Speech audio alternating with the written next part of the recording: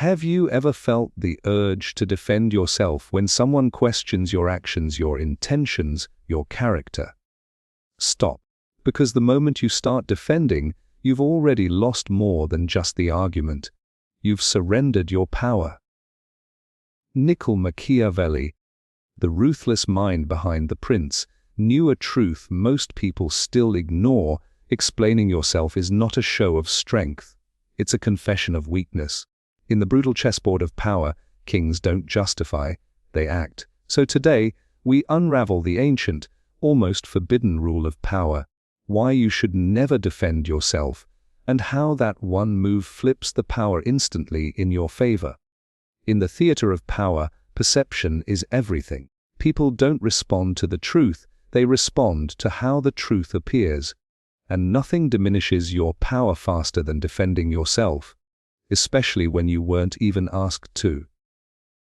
Niccolò Machiavelli, the infamous Italian thinker of the Renaissance, warned that power is never just about action. It's about how your actions are perceived. The more you explain, the more you dilute your authority. When you defend yourself, it signals to others that you're insecure, guilty, or uncertain. And worst of all, it places you in a reactive position rather than a commanding one. Why is this so dangerous? Because in a world where social and professional power dynamics are constantly at play, the individual who appears uncertain, apologetic, or just too eager to clear their name appears weak, and weakness invites challenge. Let's take a real-world example. Consider a political leader under scrutiny. The moment they step in front of the podium to set the record straight, they might believe they are restoring their image. But more often, they are validating the accusation by reacting to it.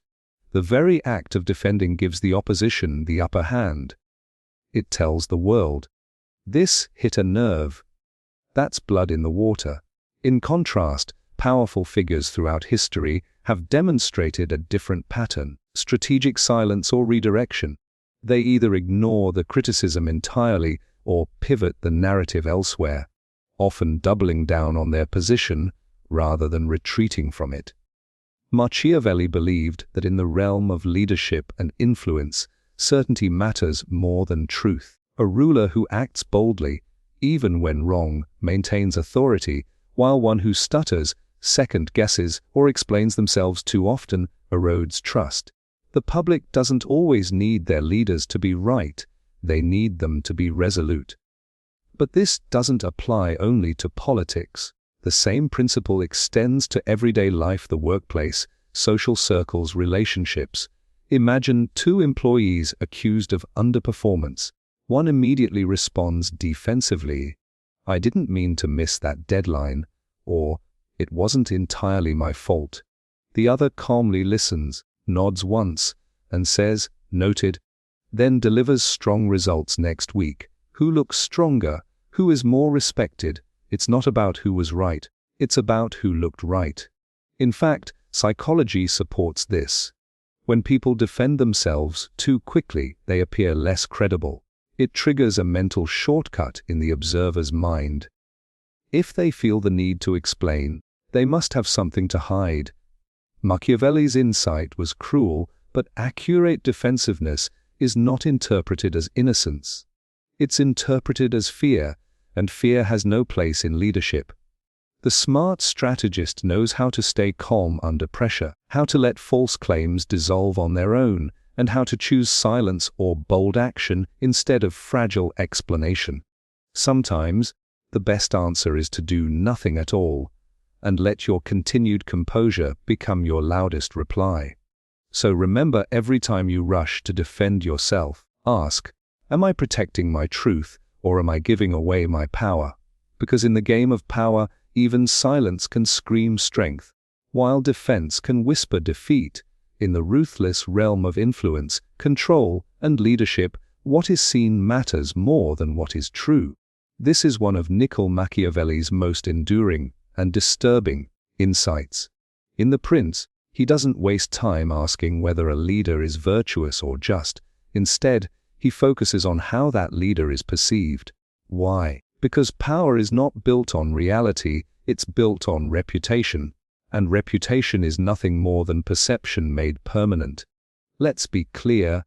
In Machiavellian logic, truth without control over perception is power wasted. A just action misunderstood by the public may turn into scandal. An unjust action shrouded in confidence and clever messaging may win admiration. This is why Machiavelli advised rulers to be both lion and fox, the strength to act and the cunning to shape how that action is seen. So, what happens when you defend yourself? You shift from being the architect of perception to being a character in someone else's story. You hand over control of the narrative. Your opponents become the directors. You, merely a reactionary figure trying to clean up your image. Even worse, the moment you start defending yourself, the world instinctively questions you. Why is he defending himself? Maybe he's guilty. Why so desperate to explain? Even if you're entirely innocent, the very act of defending draws attention to the accusation. This is the cruel trick of public perception. Once you play defense, you've already lost offense. Let's take an example from history. Julius Caesar, accused multiple times of seeking dictatorship, rarely addressed such criticisms directly. Instead, he kept the Roman masses focused on what he wanted them to see: his victories, his generosity, his reforms. He knew that deflecting perception with achievement and spectacle was far more powerful than denying an accusation with words. In contrast, look at how many modern public figures crumble under pressure, not because of what they did, but because of how they tried to fix the story. Their lengthy apologies, emotional explanations, and over-defensive tones create more headlines, not fewer. They become defined by the controversy, not by the course they chose afterward. Perception also works on a smaller, personal level. In a professional setting, for instance, it's not necessarily the most competent person who gets promoted. It's often the one seen as confident, decisive, or composed under pressure. Those who can shape how others perceive their value through posture, tone, timing, and silence wield more power than those who constantly prove and defend their worth. Now let's return to Machiavelli's core argument. The prince must appear virtuous, even if he is not. The appearance, not the reality, maintains stability, loyalty, and fear. Because in politics and power, perception isn't just important, it's the currency of influence. So what should a power-conscious individual do? Speak less, show more. Control what others see, but don't give them access to everything. Let your actions create the narrative, not your explanations. If attacked, respond with composure, not justification. If cornered, change the topic, not your values. Use perception as a mirror you can shape, not one that reflects your weakness. Machiavelli wasn't advising dishonesty for the sake of deception. He was advising strategic appearance for the sake of enduring influence. People believe what they see, not what is necessarily true. Power lies in controlling the vision, so never forget, in any battle, be it political, personal, or professional, truth is optional. Perception is essential. Because in the end, people follow what they believe, not what actually happened. And if you can control what they believe, you control the game. Machiavelli taught a harsh but timeless truth. When you are attacked or accused, defending yourself is rarely your best move. Silence or redirection is almost always stronger. Why? Because power is psychological. The way you respond to criticism sends a signal to everyone watching, not just your accuser. If you react defensively, you show that the blow landed. You validate the accusation. But if you remain calm, composed, and either say nothing or pivot the conversation, you project strength, control, and self-mastery. This isn't just theory, it's observable across history, politics, leadership, and personal dynamics.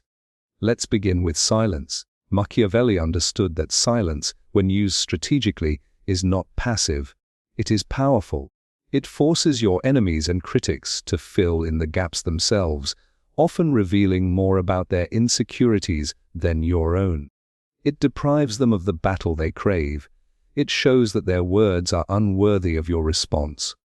Think of it like this: if someone throws mud at you, and you immediately try to clean it up in front of everyone, all eyes stay on the stain. But if you walk away, calm and unfazed, people begin to wonder if the mud was ever there to begin with, or if it even mattered. Silence is not surrender. It's a quiet display of confidence.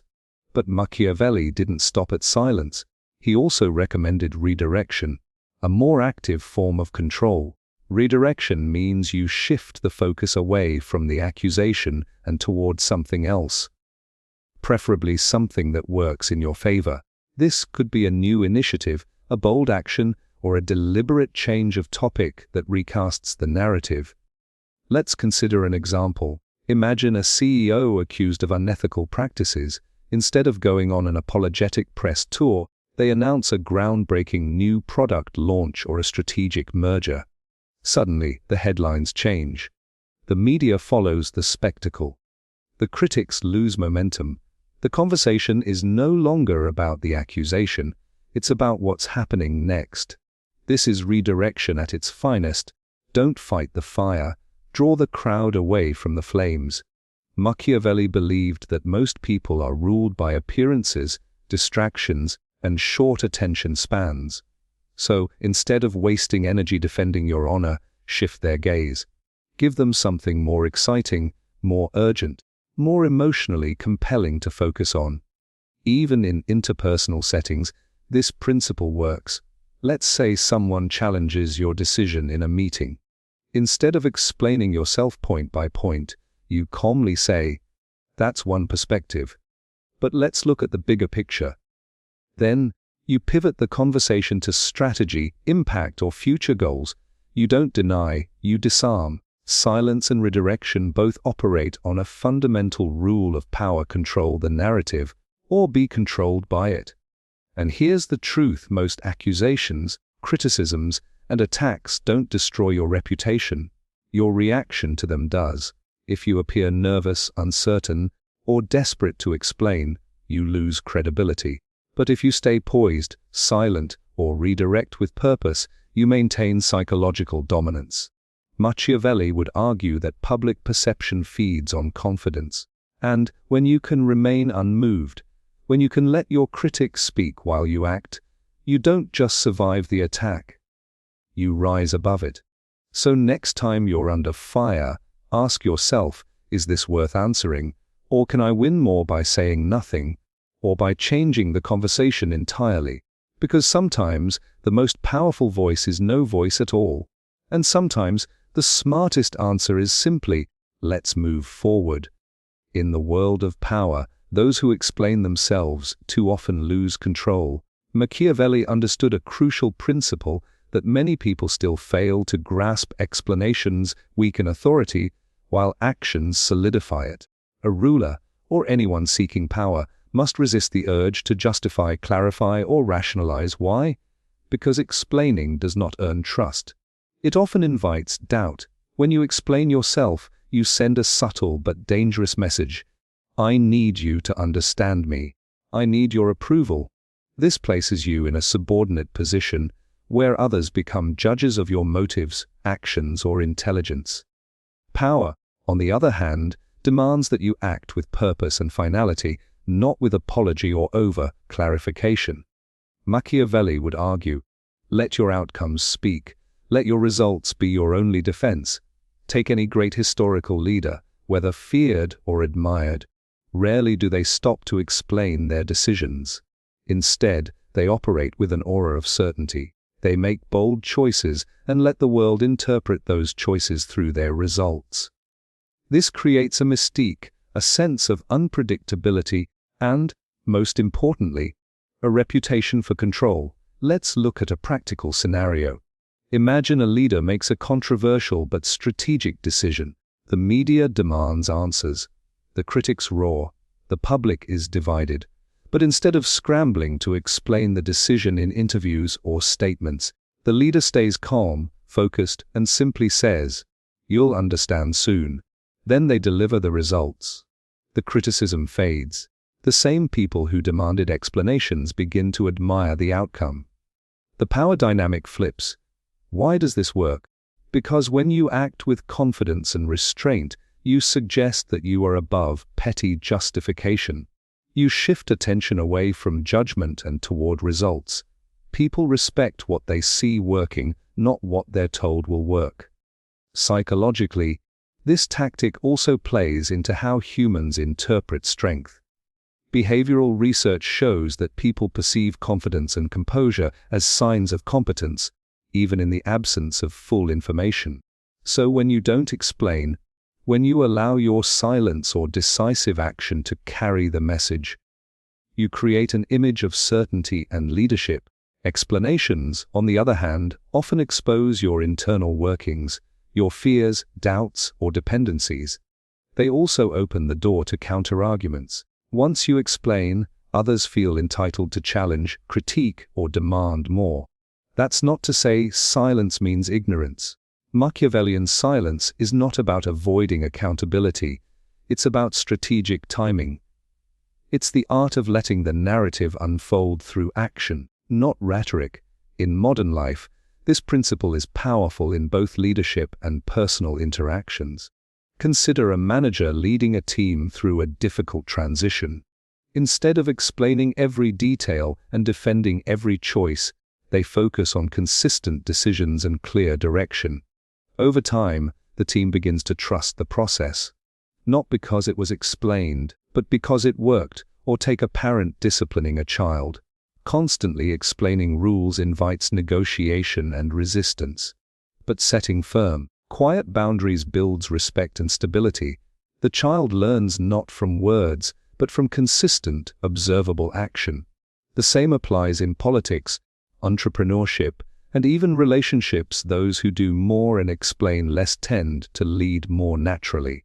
Machiavelli's brilliance lies in stripping away the illusions. Men judge more by the eyes than by the mind. People see what you do. They forget what you say. And they never remember the justifications. They only remember the consequences. So the next time you feel the urge to explain, pause. Ask yourself, am I strengthening my authority or weakening it by defending it? Because in the end, power is not spoken. It is demonstrated, and the most powerful message is often unspoken. Watch what happens. Machiavelli understood a vital rule of power. When you are put on trial, publicly, professionally, or socially, you must never accept the frame of your enemy. Instead, you must reverse it, either by counterattacking or by reframing the conversation entirely. This is not just about winning arguments. It's about controlling reality itself. Every accusation is more than a claim. It is a psychological trap. It forces you into a reactive position where you are seen as someone trying to escape a shadow. The accuser takes the high ground. You become the one scrambling to explain, justify, or deny. This is a losing position in any power dynamic. Machiavelli would say, don't defend, offend. Flip the power by either accusing back, shifting scrutiny to your challenger, or by reframing the issue so that the accusation becomes irrelevant or even works in your favor. Let's explore the two Machiavellian tactics: accuse and reframe. 1. Accuse. Take the offensive. Counterattack is one of the oldest strategies in the playbook of rulers and tacticians. When under fire, don't waste your energy proving your innocence. Redirect the spotlight. History is full of such examples. Consider political debates. When one candidate is accused of lying or corruption, the most effective response is often not a detailed defense, but a bold counterclaim. You're accusing me, but your record shows worse. It's not about resolving the issue, it's about redirecting the attention and making the audience doubt the credibility of the accuser. In Machiavellian terms, this isn't unethical, it's tactical. If your enemy throws a punch, you don't block forever. You strike back, ideally harder. Accusing them of bias, hypocrisy, or hidden motives instantly shifts the frame. You are no longer the hunted. You become the hunter. People instinctively side with strength, not submission too. Reframe change the entire lens. Reframing is more subtle, but equally powerful. It's the art of changing the narrative so that the accusation loses its meaning. Instead of fighting the fire, you replace the forest. Let's say you're accused of being too ambitious at work. Someone says you're always trying to get ahead. Instead of denying it, I'm not trying to outshine anyone. You reframe, absolutely. I believe in raising the standard, not settling for average. Now, ambition isn't a flaw, it's a leadership trait. The original attack collapses under a new frame. Great communicators and leaders use this tactic constantly. They don't argue within the limits of the accusation. They elevate the conversation. They make the question itself irrelevant. Machiavelli would call this optical warfare, battling not over facts, but over the lens through which people view those facts. Why these strategies work: accusations operate through framing power. Whoever sets the frame controls the conversation, the emotional tone, and ultimately, the outcome. Once you accept the frame, are you guilty of this? You're in a box.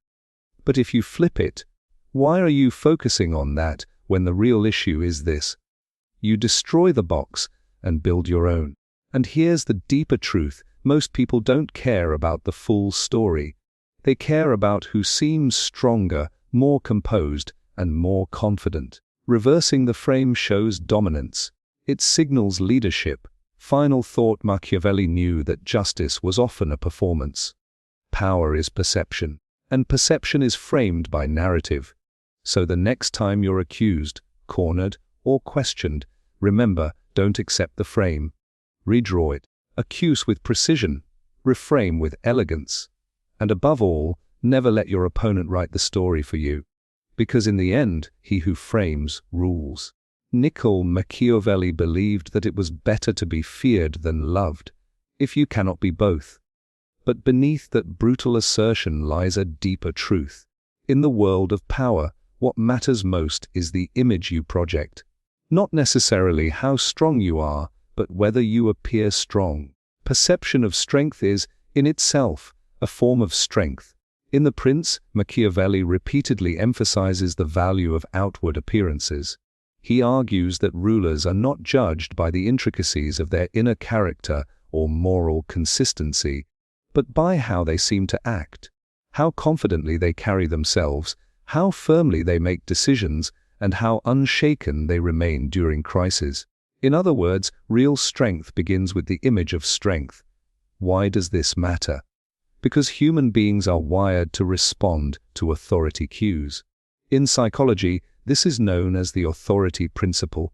We instinctively defer to those who appear confident, competent, and in control. That's why someone who hesitates, apologizes frequently, or visibly wavers is often seen as weak, even if their ideas are sound. Conversely, someone who speaks with confidence, even if they are wrong, is often treated with more respect and influence. Machiavelli understood this centuries ago. A ruler, or anyone seeking to maintain power, must learn to mask uncertainty and project clarity, even in the face of chaos. This is not about arrogance.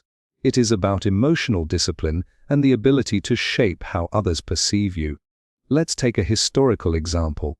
Winston Churchill, during World War II, faced overwhelming odds. The British Isles stood alone against the Nazi war machine. Internally, Churchill must have wrestled with fear, doubt, and despair. But publicly, he never wavered. His speeches were full of bold declarations.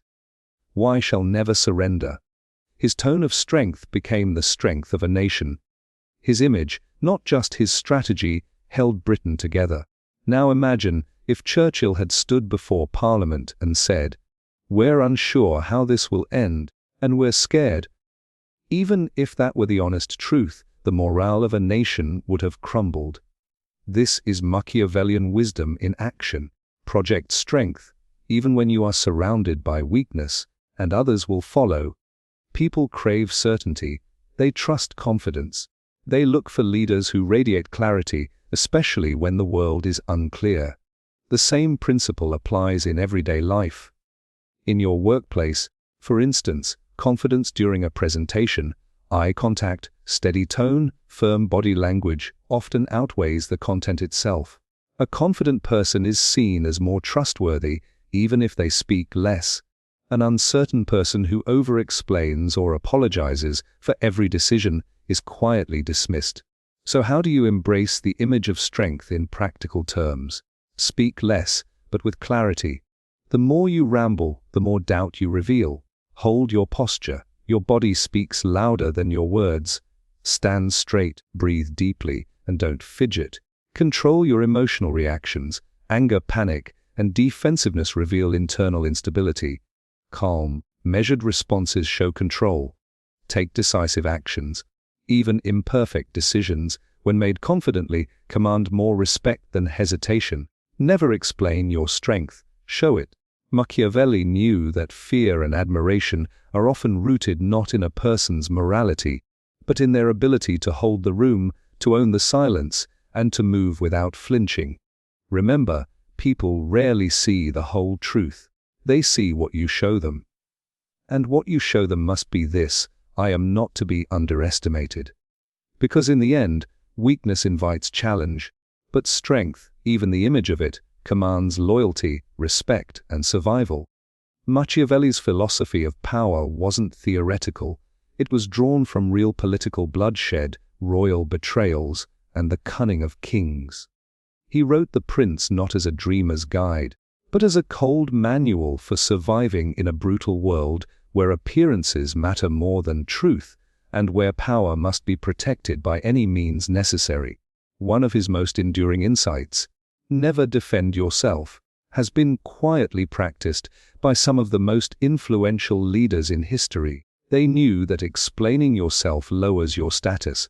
Instead, they let results speak, redirected the narrative, or counterattacked, all while projecting unshakable control. Let's explore a few powerful examples. Julius Caesar's silence as supreme confidence. When Julius Caesar returned from his Gallic campaigns, Roman elites accused him of abusing power and undermining the Senate. But Caesar didn't rush to defend himself. He didn't give speeches of justification. Instead, he crossed the Rubicon, a decisive act that changed history. By choosing bold action over explanation, Caesar seized control of Rome. His message was clear: I don't need to answer. I will show you why I am right. He turned the accusation of tyranny into an opportunity for dominance. Caesar knew that a man who defends appears guilty, but a man who acts with certainty defines the battlefield. Napoleon Bonaparte, redefining the narrative. Napoleon was accused many times of betrayal, of ambition, of self-coronation. But he never explained himself to his enemies. When he crowned himself emperor in 1804, he took the crown from the Pope's hands and placed it on his own head. This silent act reversed the centuries-old tradition and sent a clear message. I answer to no one. The power wasn't in the words, it was in the image. Critics called it arrogance, supporters called it destiny. But no matter the opinion, Napoleon controlled the narrative, never justifying his decisions to his detractors. Vladimir Putin's strategic silence and strength. In the modern era, few leaders exemplify Machiavellian strategy better than Vladimir Putin. Accusations about corruption, election interference, or even personal scandals are rarely met with direct rebuttals. Instead, Putin responds with icy silence or calculated deflection. When critics grow loud, he doesn't match their volume. He makes a major move, a speech, a policy change, a military gesture. The silence creates a mystique. He shows power not by explaining, but by remaining above the noise. The tactic is cold, effective, and unmistakably Machiavellian. Steve Jobs' action over explanation in the corporate world. Steve Jobs built Apple not just with innovation, but with conviction and image management. When questioned about controversial decisions, like removing the headphone jack or restricting third-party apps, Jobs often gave minimal answers, if any at all. He projected a vision so strong that defending himself seemed beneath him. His leadership style was simple. This is the future. Watch it unfold. That confidence turned criticism into curiosity. His actions redefined consumer expectations, not his explanations. Margaret Thatcher, the Iron Lady's composure, known as the Iron Lady. Margaret Thatcher faced fierce criticism throughout her tenure as UK Prime Minister. Her policies, especially economic reforms, were heavily attacked by opposition leaders, media, and even members of her own party. But Thatcher rarely softened her tone or indulged in lengthy explanations. She said, "Being powerful is like being a lady. If you have to tell people you are, you aren't." She believed in owning the stage with resolve, not with justification. Lesson across the centuries, from Caesar to Putin, from Napoleon to Jobs, the pattern is clear: those who never defend, dominate. Those who explain too much, fall from grace. The power lies not in argument, but in image, action, and silence. Machiavelli didn't invent this trick. He simply revealed it. It is better to be feared than loved, if one cannot be both. But even more importantly, it is better to act than explain, for the world remembers what you do, not what you say. Machiavelli's lessons were born in the ruthless courts of Renaissance Italy, but his strategies are alive and thriving today, sometimes more visibly than ever. In an age of instant news, viral outrage, and social media tribunals, most people believe they must constantly explain themselves, apologize publicly, or justify every action. But the true power players, those at the top of politics, tech, entertainment, and media, still follow Machiavelli's silent code: never defend, never explain, just move forward with force and confidence. This keynote explores how modern elites quietly deploy this rule to control perception, shift blame, and increase authority, all while the public remains largely unaware. Political leaders silence his strategy. Consider global politicians like Donald Trump, Vladimir Putin, or Xi Jinping. Regardless of ideology, all three demonstrate a common pattern: they rarely defend themselves in the traditional sense. They don't offer long, humble explanations when accused. Instead, they pivot, redirect, or double down. When Trump is criticized, he often counters by attacking back, shifting focus to someone else's failure or claiming victory in unrelated areas. He doesn't engage in the details of the accusations. He dominates the conversation by changing the subject. Putin, known for his cold precision, responds to criticism with complete silence or dismissive deflection. He avoids direct confrontations in the press, maintaining the aura of control. Xi Jinping rarely responds personally to criticism, allowing the state machinery to shape the narrative while he maintains an image of untouchable authority. These tactics are pure Machiavelli. Power is preserved not by proving innocence, but by maintaining superiority and distance. Corporate titans deflect or stay silent. In the corporate world, Elon Musk is a textbook case. He is regularly in the headlines for controversial tweets, regulatory battles, or workplace issues at Tesla or SpaceX. Yet Musk almost never defends himself in the conventional sense. Instead, he often doubles down on his stance or makes an unexpected move: a product launch, a joke tweet, a business pivot. He doesn't address the criticism directly. His silence or redirection makes him appear confident and unbothered, even when stakes are high. Jeff Bezos handled the National Enquirer scandal not with defense or apology, but with a bold, published exposé accusing the tabloid of blackmail. That move flipped the script, turning him from victim to power player. No explanation, just a counterstrike. These figures prove that in business, explaining looks weak, acting looks powerful. Celebrities and influencers' image is everything in the world of entertainment. Rihanna, Taylor Swift, and Jay-Z have all faced public backlash, but none of them spent time explaining themselves to tabloids. Instead, Rihanna turned criticism into fashion empire moves and bold public appearances. Taylor Swift responded to public fallouts with art, not explanation, writing entire albums that took back control of the narrative. Jay-Z, when accused of infidelity in the infamous elevator incident with Solange, never publicly explained it. Instead, he addressed it in lyrics, his own language on his own terms.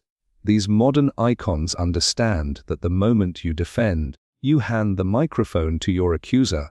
But when you own your silence, you control your story. Why this trick works better than ever. In today's attention economy, defending yourself often amplifies the accusation. It keeps you locked in the accuser's frame. The more you talk, the more people assume guilt. But silence, boldness, or redirecting attention reframes the situation entirely. This is why smart power players make a bigger move, not a smaller excuse.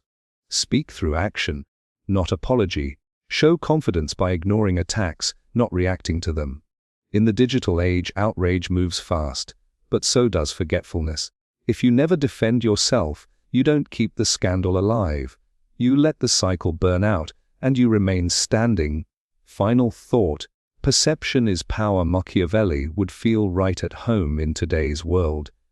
The faces have changed, but the game is the same. Those who defend themselves invite judgment. Those who stand tall, even in silence, command respect. To play the power game today, remember, the crowd forgives the bold, but punishes the weak. And in a world where attention is currency, explaining is bankruptcy. Machiavelli's genius wasn't just in manipulating the powerful. It was in understanding the emotions of the masses. He knew that power isn't always taken with brute force. Sometimes, the smartest way to gain control is to let others give it to you. Willingly, emotionally, even desperately, and one of the most underestimated weapons in this game, public sympathy. To the inexperienced, sympathy is a weakness, a position of vulnerability. But to the strategist, it's a silent army.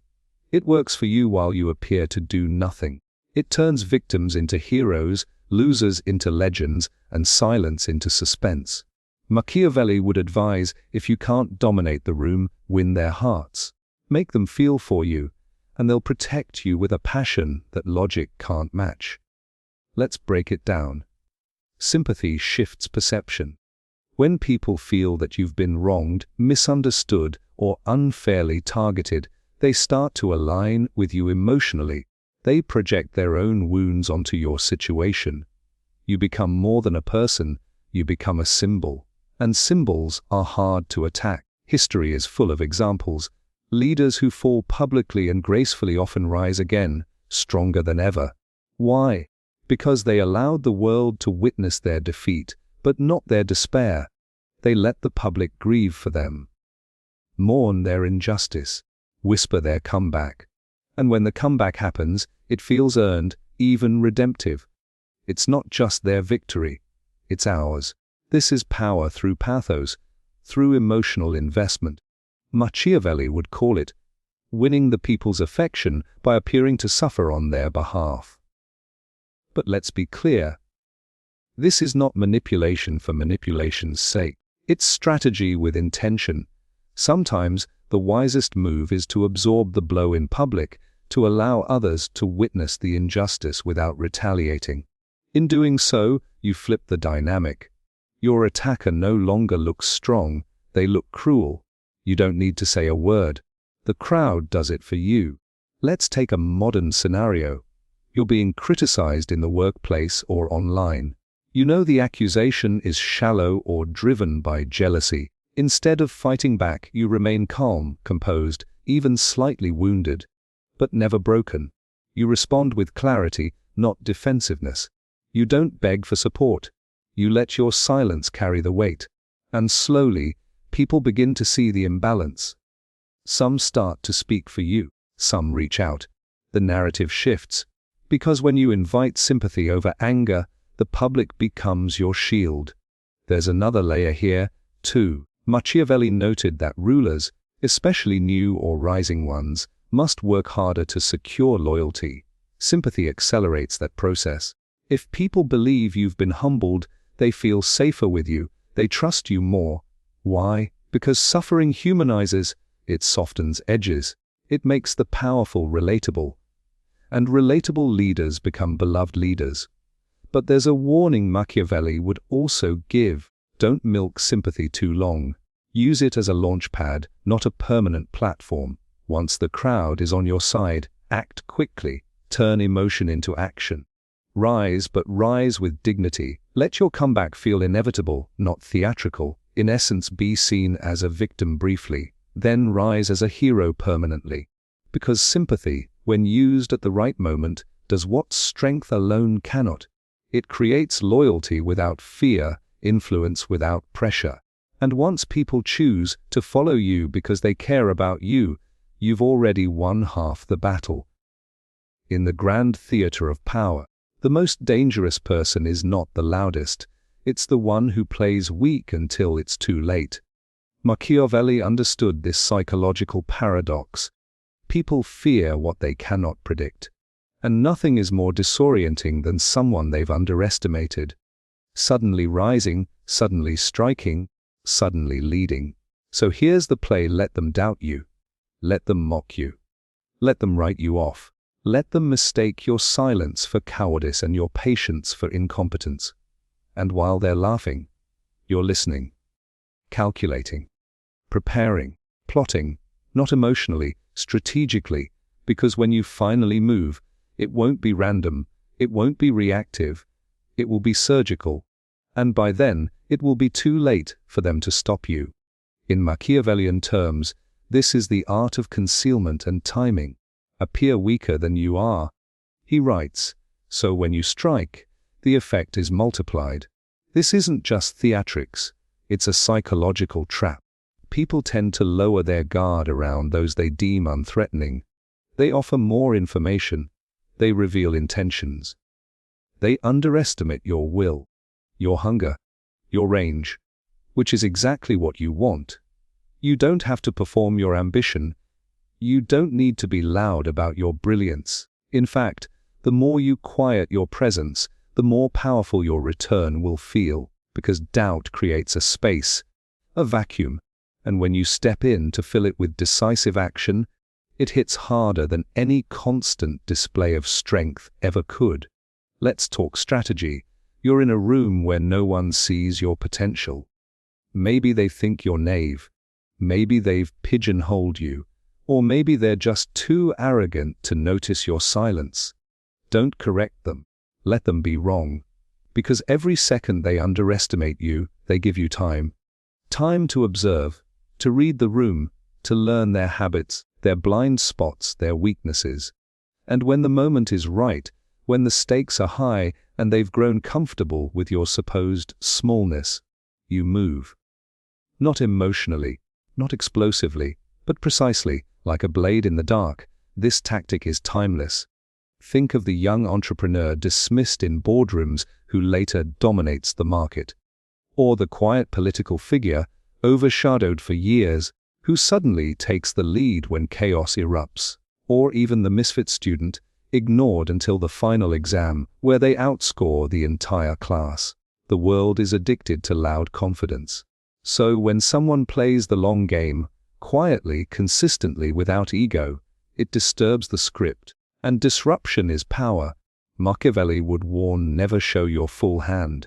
Let your enemies define you incorrectly. Their own bias becomes your camouflage, their arrogance becomes your weapon. Then, when your time comes, cut clean, not for revenge, for correction, to restore balance, to announce that your presence was never small, only quiet. Remember, the loudest move is the one no one saw coming. So let them doubt you. Smile when they dismiss you. Nod when they say you're not ready. And then, strike like you've been preparing for this your entire life. Because in truth, you have. Now you know. Power isn't taken by noise, it's claimed in silence. Not with rage, but with precision. The weak shout. The wise wait. Machiavelli didn't write for the comfortable. He wrote for those in the shadows, those underestimated, overlooked, and waiting for their moment. He handed them a blade made of ideas, not to destroy, but to survive, to outmaneuver, to win. Because in the real world, morality doesn't always move the board. Strategy does. Each of these 10 laws is a piece of that strategy, a warning, a weapon, a shield. Not to turn you into a tyrant, but to awaken your vision. To remind you. They don't give power to the kind. They give it to the clever. To those who know when to be silent, when to be soft, and when to strike like thunder. So next time they doubt you, smile. Next time they mock you, take notes. Next time they turn their back, sharpen your mind. And when the time comes, don't explain, execute. The game was never about being liked. It was about being remembered. And now, you're no longer playing by their rules. You're writing your own. Machiavelli didn't whisper for nothing. He whispered so only the worthy would hear. And now you have.